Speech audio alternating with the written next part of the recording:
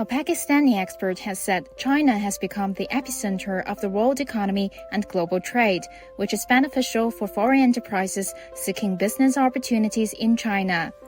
I am confident that China has become epicenter of world economy and the global trade.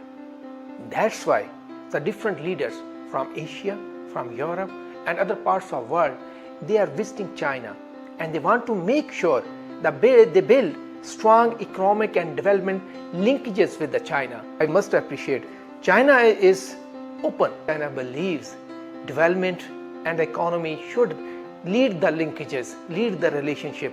It will automatically transfer into the peace and the prosperity. China is a huge market, 1.4 billion people.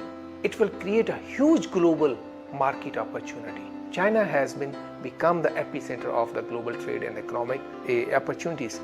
And that's what the foreign business enterprises need. They need business.